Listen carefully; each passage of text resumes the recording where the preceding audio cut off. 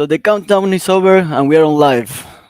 Welcome everybody to this second Starloop Machine Media webinar of this 2022.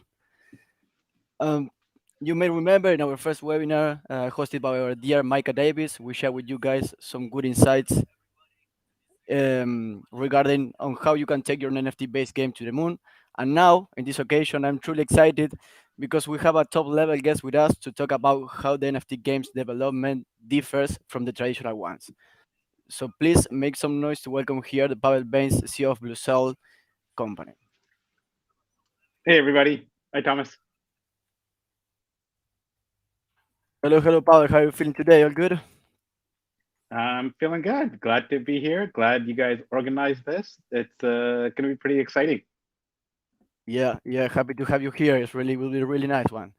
Okay, so first of all, I want to thank you all so much for taking the time to join us. I can see here some familiar faces from Starloop. We have a big NFT crypto community with us too, and we also have a lot of different people that are interested in one way or another in developing their own NFT game. So thank you all for being with us today. Today we'll be discussing this topic in relation with Gamma 4 game, which is an upcoming NFT style game developed by Starloop Studios for Bluzelle. So I'm more than sure that you will get useful information from this webinar with Pavel. So no further introduction. Let's get into it. What do you think, Pavel? All good? Yeah, let's do it. Okay, perfect.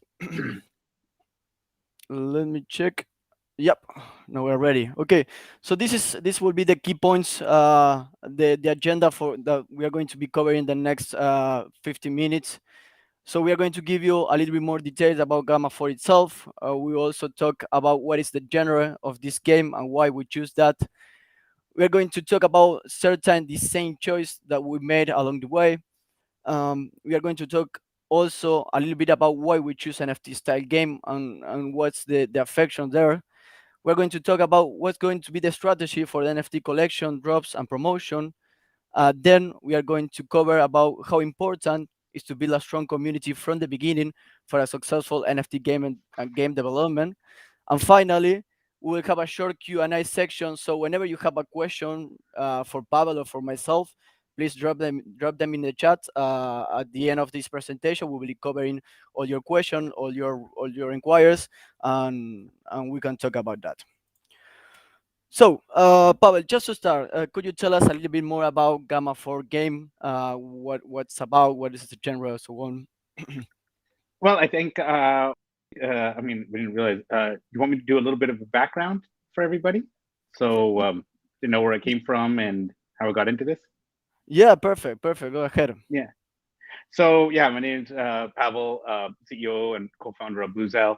So, just a little backstory. So, before I got into crypto currency in about 2016 full time, I actually came from the video game space.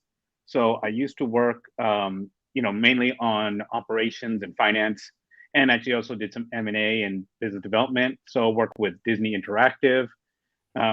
And then also through an independent studio called Three Wave Software, I was able to work with Electronic Arts, Activision, Atari. Also did some projects with Nintendo, and um, and so basically all the big companies out there. So like I said, everything from studio management to business development to M&A to licensing. Also work with had a digital book publishing platform where I worked with Warner Brothers, DreamWorks on licensing their characters and creating kids books in when iPad first broke out. So that was like my career before I went full time crypto in 2016. And then, active investor in the space. Bluzelle, we started out as a decentralized storage because we felt that for Web3, you need the full decentralized stack and storage be one. And then, as I'm an active investor in finance, in crypto space, hedge funds, things like that, everything started coming together. And then around last July, August, when I saw that game mechanics start to prove themselves out in the crypto space. So everybody was always talking about it, the potential. Nothing had actually been proven out. When Axie really took off, I was like, wait, now there's something that's done. And as all you guys watching, we like to come into games. We don't like to be super early. We like to see when certain mechanics are proven out and then start entering. So Hmm. that's when it became full circle. They said, "Hey, let's pivot Bluzelle into more of a game finance platform on the blockchain. Use my skills and expertise from career prior, all our contacts, and say, let's make a game." I felt that we can do better, stronger than other people in here because who really weren't in the space or came from traditional gaming. They're just trying to figure this stuff out. So I thought that there was something interesting here that we can do um, through our time. Um, so now going to Gamma 4. With just that, Thomas, any questions there? I know I talked a lot there. Yeah, no, no, it's pretty like impressive career you have there, and I think that yeah, you are like um you are one of the like traditional gamer that now trend into the crypto. I think that you are like you as everybody. I mean, you have a lot of to apport to this crypto world now, and I know that Blue Series it's really big. It's wide, but now yeah, if you can focus on okay Gamma Four itself. Okay, what's you are trying to achieve with this game, correct? Yeah. So Gamma 4 came as a name. Just we kind of just came up with it. It had a different name about 6 months ago called Denomination. We Yeah. had developed in house a concept, brought it to Starloop.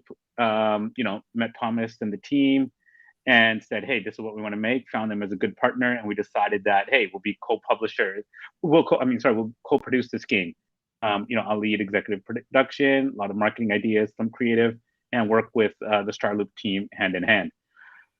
So the concept of Gamma 4 is it's a play and earn game. It's a real time card battle. So taking the classic elements of card battle games, applying blockchain mechanics into it that we'll go into. But we felt that that's the game that we want to go. And really, it takes place in a sci-fi world. So the concept was that hey, you got these five races sitting on a planet.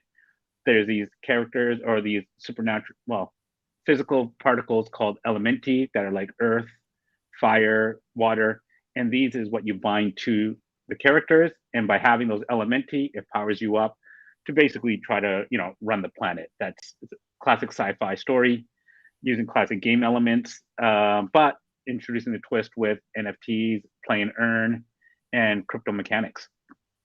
Yeah, yeah. Let me add here that yeah, from our side was, it is like really interesting way so far because yeah, there is all the game progression that we define with the game designer alone, and it's now looks really complete, and now integrating all the features in the game, and let me add that we are going to the game will have like two different modes, PvP and PvE. Um, so I think that would be really like quite good game to integrate the card strategy game with the NFT style and having your own tokens, governance token and the in-game tokens too. Um, so yeah, I think that that's would be really good like way to uh, we have it in front of us to develop the gamma for itself. So and let's dig a little bit deeper into the genre of this game, because you said that okay, the genre is a strategic card game. I mean, Gamma 4 is a strategic card game, but why did you decide to choose this genre, and what were your reference games in to develop Gamma 4? I mean, I guess that for sure the well-known X Infinity must be one of them, right? But yeah, if you can if you can talk a little bit about the reference game and about the genre itself a little bit more. Yeah, so really it was, obviously Axie Infinity is the one that the starting point. You figure out what worked in there, what doesn't, which audience that catered to. So, that's why we went with a sci-fi audience, went a bit, we didn't want to do Pokemon. We wanted to be a bit different. Now, with why card strategy or card battle was, one of the inspirations, startup, you guys said it, Kwong, that, hey, Epic 7. That was the easy way to understand. You have these great characters, you team up, you hit your cards, you win, and you go on. Um, One of the key things for us was we wanted a product to go out. So I know a lot of, blockchain crypto type of games are aiming at AAA studio, AAA games are saying, but you and I know how long that takes, right? And I think everybody is over promising, not realizing how hard a AAA type of game is and how many years. I mean, I was at Disney when we greenlit two games, two separate ones, and they had $35 million budgets, and they took 2.5 to 3 years to make, and they both flopped. Hmm. So I did not want to go through that experience and that type of risk. So talking to the initial game people that work with us and working with you, it was, hey, a card strategy. We can get a product out there fast. We could iterate. The consumer is more forgiving, right? The player, like, hey, it'll be tweaked, it'll be optimized, but at least we get some information fast on an IP, on a new kind of IP here. So that was really critical. Is the type of game to get out there fast. Um, we also wanted it to be, hey, anybody can pick it up, make it very social. Somebody could be on a bus and play it, on the train or at home. They can pick it up, but hey, the real level skill is going to take them time. Yep. And then we also found that doing cards, these characters, as you pick them up, it made a lot of sense for owning your assets, your collectibles. So it was really came down to what can we put out that's really compelling, fun, proven that it can work, but not take so long to do. Last thing I want to do is spend 2.5 years to launch a product. Yep. Yeah. I think that the first point here is a key point. I mean, the the strategic card game is open for a big audience, but it's really hard to get a master level, correct? And I think that what's the pros, what I want to, what is one of the main benefits of this genre is that letting the player personalize their experience. You know that if you have like a card deck or card deck system where the player can choose their characters, their car battle, you know, and can personalize the experience. It's really, I mean, this adds a lot to the user experience. So I think that that's a really good point where this genre like can attract a lot of people. And for sure, I mean, this is like it's simple to develop than the other AAA games that you mentioned. So that's a good point too. Mm-hmm. And so yeah, but now that all the all this the genre of the game is settled, now the big question is okay, what's the style and what's going to be the design of the game, correct? But and you mentioned something about this having or defining the science fiction style for this game, and what's the decision or what's the fundamentals like behind defining a science fiction style for this game. I mean, you know that we have the mixed mode game. We have the Axie Infinity on the market too. So what's the fundamentals behind science fiction game? Yeah, I mean, we trying to look at and saying what's in the market. What do people? I mean, let's look at the classic ones that people always like first, right? And Yeah. then see what's not taken. So, like we saw a Pokemon style game. Axie is there, cute, cuddly. It's for a certain audience. That's over there. And then there's a lot of copies of that who are trying to do the cuddly characters and things like that. I just don't know how long that will last with a certain audience, Hmm. right? Mix Mob, which is another project I'm an executive producer on. Like I said, they went for the whole music mashup remix culture. They're aiming at a specific, the Fortnite crowd who is into that stuff. So they're kind of doing that, and they're probably the only ones doing in that space. Um, I've seen other science fiction games being built right now using crypto, technologies, crypto mechanics, but they're also all aiming at they're trying to make a AAA type of game, right? Star Atlas, Illuvium, big bold moves. They're going that way, but like I said, it's going to take a long time.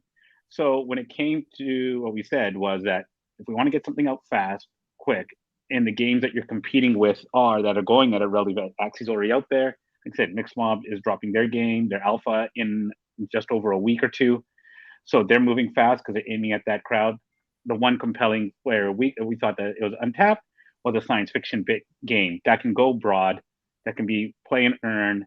Everybody around the world will understand it, and that type of game was I don't think was in the market. So it was really cool. And then it also gives us the flexibility of, I mean, working with you, Thomas, yourself, and the team. Science fiction also lends us well to being really creative, like stuff that we're talking about later is like breeding. What we call it genetic breeding, because that's what Yep. science fiction is. Um, having superpowers. That's part of it because we're in the science fiction world and we're tapping into it, right? So we're going to the whole thing of Dune and everything. So we get a lot of flexibility there. Yeah, yeah, totally. I agree with you. And having all the game progression defined with the art style, then the background of the battle scene, I think that they are come along really well, and you have the flexibility to adapt the background to the character, to the history of the character, the roles of the character in the history of the game. So that's I think that's really good. And but like jumping a little bit deeper into the NFT, what's going to be the NFT in this game, and what they are going to be used for? If you can give us a little more detail here, what's going to be the value for the owners of the NFTs in Gamma 4?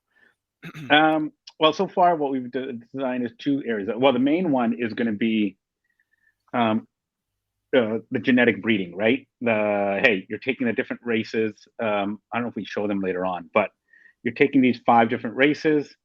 Some of them can breed with each other. That gives a hybrid, and or within each other, then that gives them different powers. So that's going to be very critical because you own those.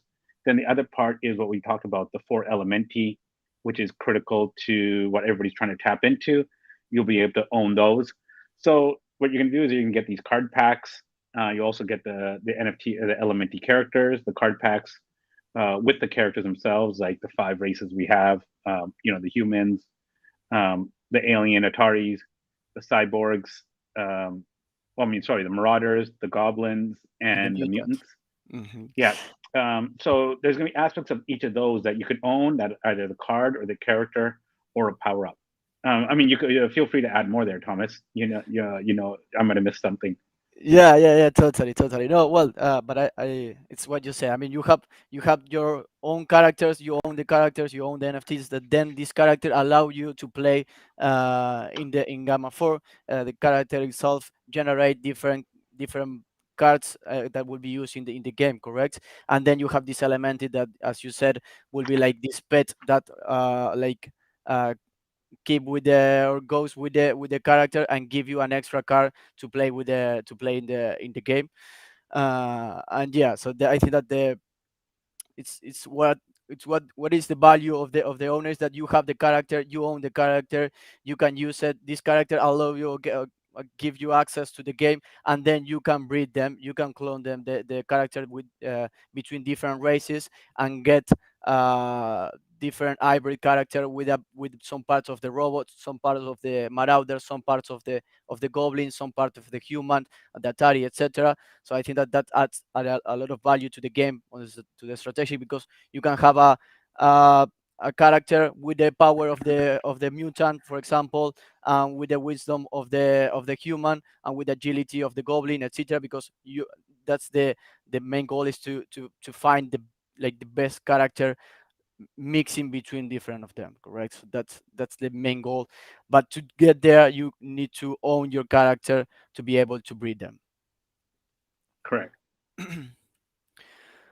So, but yes, now that we are talking about the NFT crypto-based game, you know that they are still quite new in the market.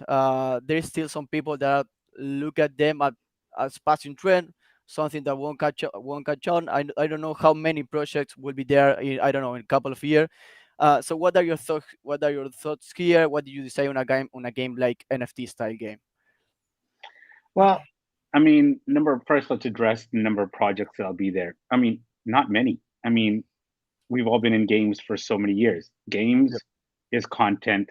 Content is hit driven, and only a small group of them ever rise. And only a small group are mega blockbusters. Then you've got some that make some money, some that break even, but most are utterly going to fail. But that's what games are. It's just like movies, music, and everything. So I think for people to say that, oh, a lot of them are going to fail, well, yeah, they should. That's the nature of content businesses, right? It's you make a lot of money or you don't. Um, Now going into where I see the space is, I don't think it's a trend. I don't think it'll come and go because Bitcoin has lasted 12 plus years now, and everything has been said that it's going to go away. It's a trend. It's this, but it fights through. And if anything, I've realized over the last 6 years is everything that we thought 6 years ago that might happen and take place, it's actually starting to happen. It's just happening slower than we thought, which is okay. That's what you learn, and they're all starting to hit an inflection point, right? So you had, obviously crypto. Then when it went down, the bear market was coming. Then decentralized finance really broke up, so it wasn't just about Bitcoin or Ethereum. There's different ways to get yield on it, and then that spurred an entire different thing. Now, then NFTs took off, and that showed that, hey, here's a new content medium that artists, musicians, whoever can do it. And you had this whole thing of, PFPs or collectibles like, Bored Apes and CryptoPunks. CryptoPunks was the first, but it took years. Now you have Bored Apes and others trying to do that, right? Azuki. So you've got those. So each thing is starting to prove it itself out. And then Axie showed that, hey, there's a way to make games. We all knew Yeah. games was possible. Nobody just wanted to dive in. Axie said, here it is. And it's almost like Farmville proved out that, hey, these social games work. What happened a couple of years? Zynga kind of just still big, did all right. Yeah. But Clash Royale just improved way more on, Supercell just improved way more on what Farmville had done, right? So it'd be almost arrogant to think that this is just a trend that'll pass by. I mean, people you think in the West, free to play will never take off. It did, right? Asia was Yeah. first. Now Asia is adopting play and earn games faster than anybody else. So we'll see, what happens there. Um, and then the third point is I just look at my kids who are young and a lot of people who are investing into our projects in this space is my kids are I highly doubt they'll ever have a bank account. Like they're already used to currencies virtual in whether they're playing Roblox, Fortnite, or any other game out there. So Yep. they're already used to that. Then for them to have a crypto wallet is going to be natural too, because they're like, why would I need this when I can earn yield better than a bank? I don't have to go anywhere. Boom. So it makes sense that if they understand virtual currencies already and they understand in crypto, which is natural, it's only natural that they'd be like, well, now I can own my own assets in this game and I can lend them out. I can generate yield on them. I can do all these different finances. Um, One person, prominent investor, I was talking to him and why he's interested in games. And he said, I never even play games. Right. And Hmm. he is in the 30 to 40-year-old demographic, but he says he's a very savvy, very smart investor. He just said, well, kids, it's easier than to teach finance through games than teach them the history of Bretton Woods, the gold standard, and everything that vast majority of people still don't get. But you teach them you teach them through a game that you own this asset, you move it here, you can trade it, and you could actually lend it or earn yield on it. There you go, right? And you can make money playing the game. I mean, Yeah. it's all just a natural process. So I think anybody to deny this is either just being arrogant, just like they all denied crypto. Yeah. I think if they look down on it, I think it's more just sour grapes of game developers. As we know, I was in that space. Game developers are very arrogant and think their stuff is the greatest in the world, but they will also then miss out because of their arrogance, right? And now Yeah. they think that companies are getting big, raising, they're doing what they want, and I'm just going to sit this out, right? Because they're just saying this because it's sour grapes. I can see that happening. Yeah, yeah, yeah, totally. I agree with you. I think that is this is the early stages of something that will be big, not just for gaming. This will affect every part of our daily life. Uh, but I agree with that NFT like make the crypto market like add distinctive feature there, like offering the ability to develop, buy, and sell exclusive like gaming tokens, but you know that there are also less risk adverse players in the communities, like people that doesn't want to invest too much money to get into the game. So is there any plan for gamma 4? Is there any plan of like a game mode that is not in the blockchain where player can experience the game, maybe a demo, maybe something that would be like to experience the game for free before investing in it? So just focusing for the people that that in the community that is not too like risk fun and wants to test the game. Okay, let's test it before jumping it and getting the character to play the game. I think off the bat, let's be real, right? It's the first group is going to be the early adopters, is going to be the crypto natives. They're waiting for games, they understand it, they'll go into something compelling, right? So that's who we're targeting first, and we can test the game, do that well. I think Perfect. as we work out all the kinks and optimize it and get it better, I'm sure that we'll come up with a way where, okay, now let's go for a broader audience. We might need a lower barrier of entry for them to come in, maybe free to play, and I think that'll just come in the process. But I personally am not trying to think that far ahead of getting that group. I would just want to cater to the group that's there who's ready to spend, so we can prove all these things out before you go wider. Yep. Yeah, then once the game becomes more popular, more like Polish itself, will attract a lot of people in the world. Okay, but Hmm. yeah, when we you know that when you add an NFT in the game, you are adding like an extra layer level of difficulty, because you need to think of the NFT strategy, correct? You need to think about how will be the marketing and development of the NFTs. So what are you planning for the NFT collection drop and promotion regarding the like the NFT for Gamma for itself. Yeah, this took us a bit of time because it's like we always knew we wanted to do it, didn't figure out exactly what. And I mean, for the past couple months in pre-production, we're just coming up with. There's so many different moving parts, and we're trying to organize it all. And I think Yeah. finally we settled on, like, should it be the Elementi as a first drop, or should it be the characters? We came up that, hey, it'll be cards based on the character races. Then that'll give the first people who buy it instant advantage in the game, and they'll get to go. So I think right now we're planning a card drop of 2,500, and as that goes, we test it out, works well. We have the flexibility to increase those depending on the different races that are in the game, where people can have a lot of fun. So we've got that. So I think the first drop will be there.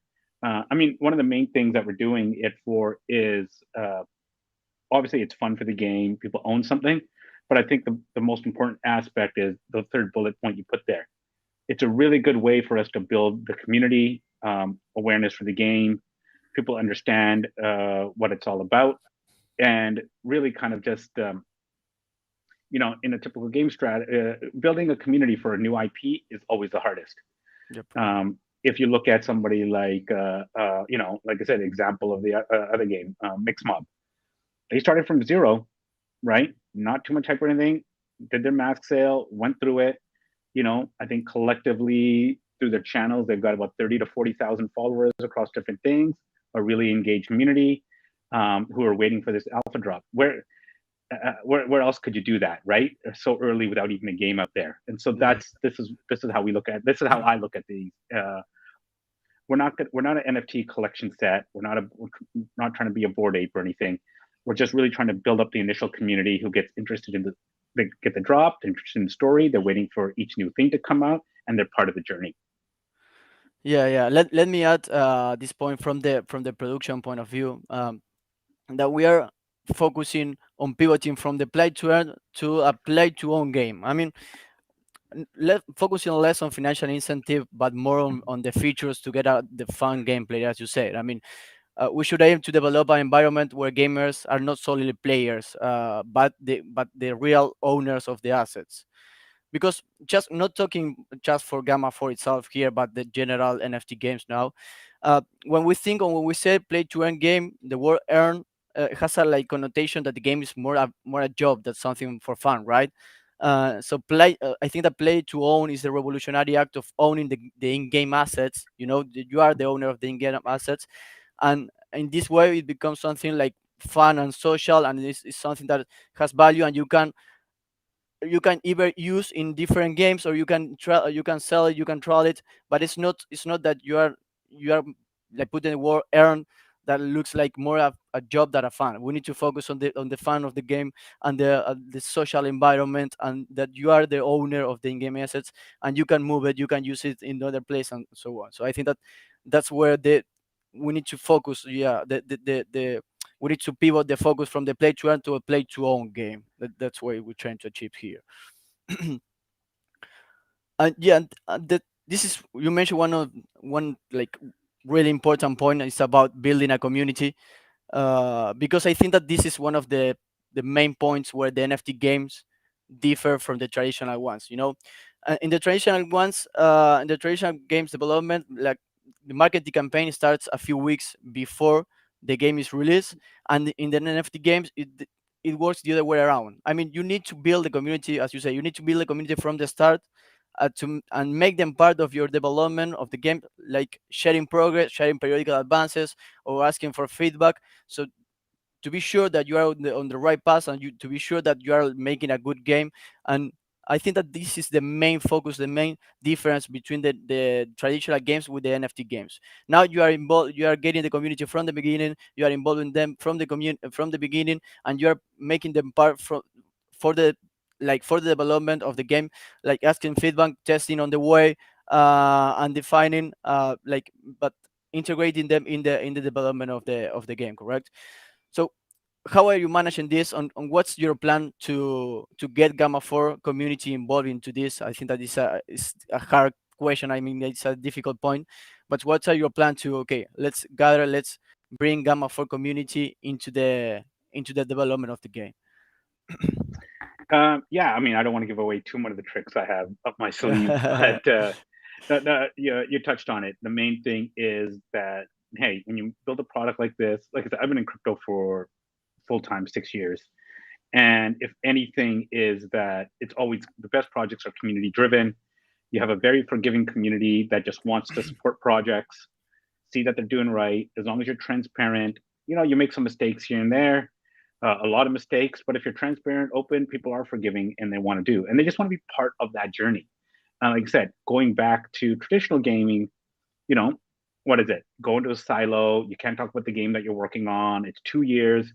And then, all right, let's get the marketing going. I mean, now people don't want that anymore. If crypto people want to be part of it, and there's nothing Yeah. wrong with showing what you're working on, wireframes. It's no secret. If somebody's going to rip off my idea, it takes a lot to build a game, right? So what we want to do is start right away. Fortunately for Bluzelle, we do have a very big community that's active, and they're very interested in the type of project that we can roll out that will look good. So we have that advantage there that we can put off of, and then from there we're going to have its own separate groups there where we get people into how we leverage Discord, Twitter, game mini games that people can play. There's a lot of ideas that we've learned over the past year. You watching the space that gets people interested, and the main thing is to have communities part of the feedback loop. Telling us, hey, what they think, what they like, organizing community events around it, playing with the characters beforehand. Like it's just like a free reign to have people. I mean, imagine if I was a fan of Epic and they tell me that, hey, we're working on a new game. It's going to be a battle royale. They call it Fortnite. If you come in now, you could pay something and get it, and you're part of the process. I would love to. We would love to do that, right? But Yeah. traditional games are so everybody. Their thing is no, we got to stay closed, this and that. I don't think this is how products are gonna. I think crypto is it's a canary, which is showing how consumers will want to behave and interact with products and how they can be part of the process and own part of it. Yeah, yeah. I think that you mentioned here a key point of building a good community is transparency, correct? Because with the NFT drops, you have the opportunity, or you have the possibility to get found, or to raise some money to the development of the game. But if they trust you with own, like, getting the NFTs, I think that the communication and then transparency should be perfectly, because otherwise, well, we have spot a different bad, like, practice or scam at all, where all the founder of the NFT, like, disappear from the nothing. So yeah, we have here like a way to get funds to develop, to development of the game. But yeah, we need to be really transparent and communicate really well, the current situation of the project, what's going to be the next features, the game decision, and so on. So that's, but I think that that's a key point of the how successful will be the NFT. I mean, the community is a big point of the NFT development.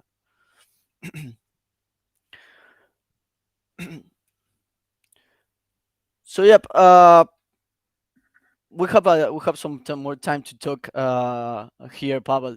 Uh, w- Now we have reached at the end. I mean, at the question and answer section. I will be checking the chat to see what the audience says, what their comments, what their inquiry, the question, etc.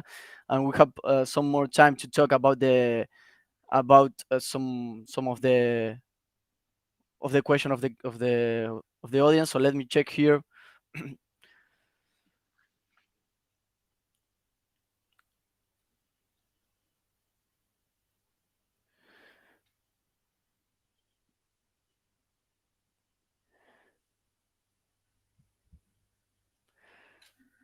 Okay, I'm getting a question here that says, what value do you think that game like what what value do you think that the game will earn by adding NFT development to the game rather than a traditional one in both creative and design and wider monetization?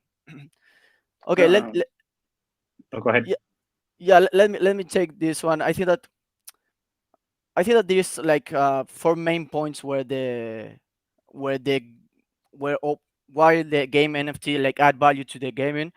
There is something that we already mentioned, but let's recap it here. I mean, the ownership. You know that the traditional games, you have the assets, but they are value in game, and there is one time no transfer, not like you can't transfer the investment. And if the server, for example, went down, or if the game is not successful anymore, I mean, your assets are still there in the inside the game. And in contrast, in the other way, using NFTs, I mean, you grant the player the ownership of the in-game, and you can move it. You can, as we said, you can move it. You can use in a different project. You can sell it. So the power is in the people, in the user, and not much in the game development. I mean, in the game itself. So I think that this is one of the main point of the NFT. You know that one of the second point is that the scarcity, the collectors, I mean, if you are collecting NFTs, you care about the rarity of the assets and the authenticity of this one, correct?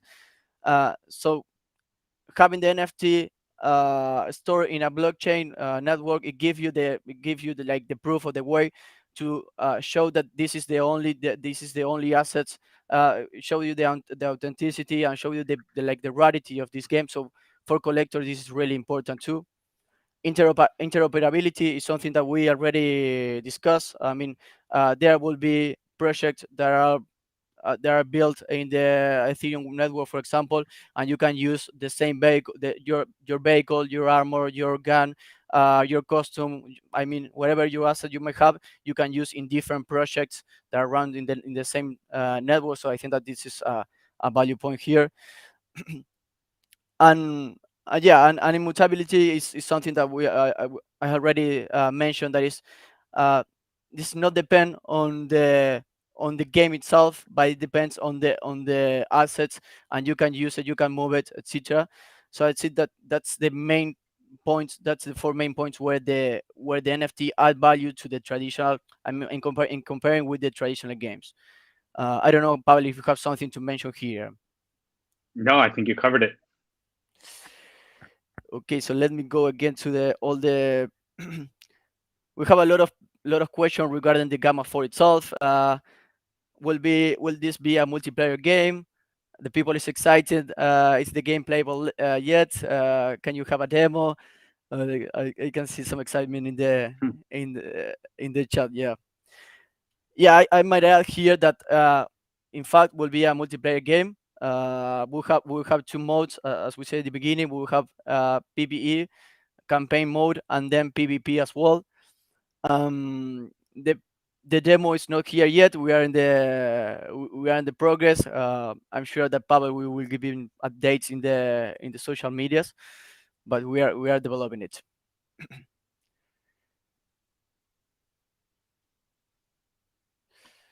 What else we have here?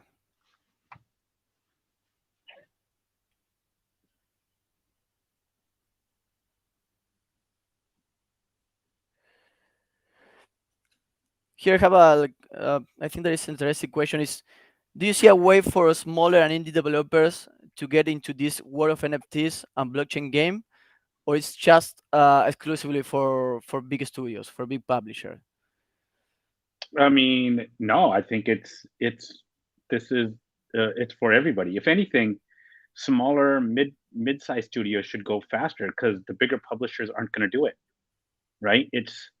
They're too massive, they're too big. It's like it's like, I mean, my best example of big publishers in NFT and crypto games is banks. Banks, they should be using crypto. It's a faster rails. It's much more efficient. They'll reduce all their costs. But there's so many layers of people protecting their jobs and their roadmaps of the next 5, 10 years. They can't turn just like that. So if you look at a big publisher or a big studio, their games are taking 2 to 3 years to make. They have to plan 5 years in advance. You have all these producers in the middle who need to protect their job. They don't want budget or something to be distracted from something else. So if you're a mid-sized studio, or if you're a mid-sized studio, independent, well, this is a place where you can go and you actually have a real advantage over them. Those guys, the big publishers, aren't coming, no matter what they say, and verbally they have to protect the probably stock and say, hey, we're looking at this, but internally, they're all freaked out. If regular game developers are negative on this crypto and NFT games now, the big publishers and the executives are way more freaked out. So Yeah, indie studios should definitely be looking at this. They'd be foolish not to. yeah. I totally agree with that. I mean, from our experience in Startup, all the projects that we are covering in Startup, the majority of them are like rookies, fan of video game, middle studios, or yeah, or even like beginner that has their idea to develop the NFTs, and like reaching us, we can help them to develop the game development. I mean, you don't need to be like big publisher, AAA publisher to get your NFT game into the market. I mean, if you have a good idea, if you have a good community, that's the hard part that we mentioned. I'm sure that you can develop your NFT and get a successful game. Yeah, it's not Hmm. exclusively for big studios.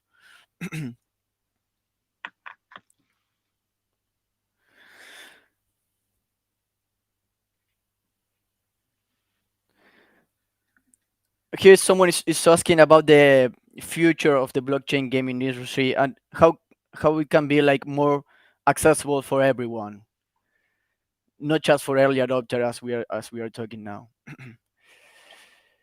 I think it's just make a fun game. That's it.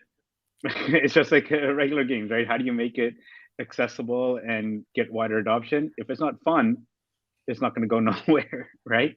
Yeah. Yeah. Yeah. I need to add here that also the NFT needs to be more appealing and intuitive and more like user friendly. The marketplace of the NFTs, and all the technology guys is over there. I mean, shouldn't be only for the techie guys. Should be more like user friendly, so everyone, like the big massive, can enter into having the NFTs. And then of course about the gaming itself, it's everything defined by the feature of the NFT and by the define of the gameplay. I mean, that's all. But I think to access to the NFT, we need to have more like user friendly. We need to improve a little bit the marketplace and the wallet integration and so on. So like more and more people can get into this world like every step in the way.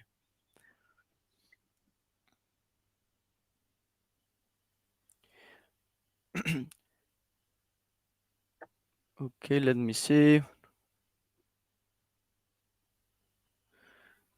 Share the link to the community, please. They are asking the link about the community. This will be soon.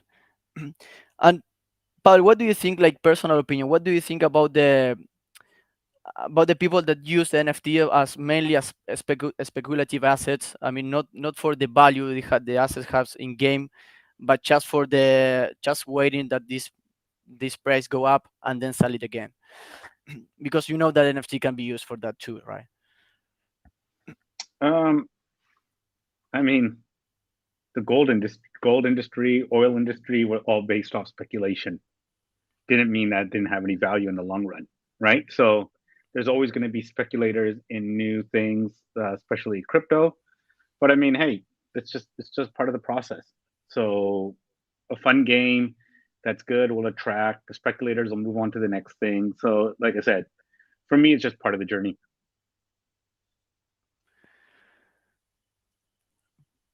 Perfect.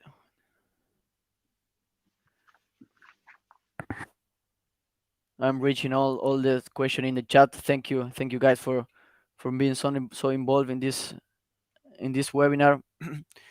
Oh, that's nice. That there are Ye- lots of questions. Yeah,